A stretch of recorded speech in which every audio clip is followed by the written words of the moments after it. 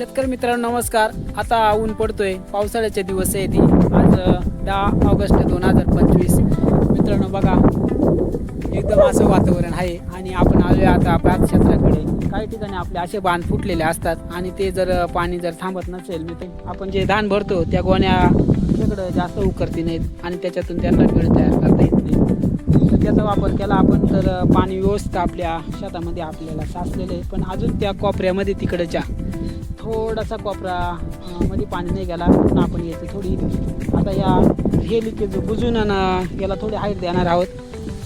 या पद्धतीने मित्रांनो इकडं बांध तुटलेलं आहे. आपण इकडचीच खालची माती ना मग वरती असं लावून घेतलं होतं.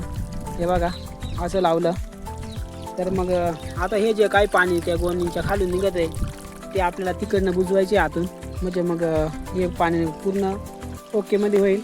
आणि तिथं आउटलेट जो आपण तयार केला आहे तिथं थोडी हाईट दिली का तेवढ्या मापात आपलं बरोबर प्लॉटमध्ये पाणी तिकडं त्या कोपऱ्याला वाढेल. मित्रांनो ही जी लिकेज होती ही आता आपण काढलेली आहे. आता पाणी काही खालून काही निघत नाही.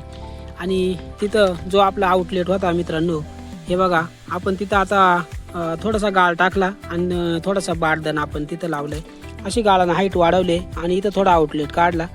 तर मित्रांनो इथून खाली पाणी येणार आहे आणि ते आपण गेल्याच्या नंतर धुवून नको जायला पाण्याच्या प्रवाहानं, म्हणून आपण हे गोणी टाकलेली आहे. तर याच्यावरतून मित्रांनो असं पाणी येईल आणि आपल्या बाता खाचराची जी लेवल आहे ती एकदम आपण ठेवलेल्या आणि ठरवलेल्या प्लॅनिंगनुसार राहणार आहे मित्रांनो. तर काहीच काळजी करायची गरज नाही आहे. या पद्धतीनं जर केलं तर मित्रांनो 7-8 दिवसांनी जरी खाचरा का जरी तुम्ही चक्कर मारला तरी पाण्याची लेवल एवढीच राहणार. कारण हे जे आपलं प्लॅनिंग आहे हा कधीच फेल जाणार नाही. ओके.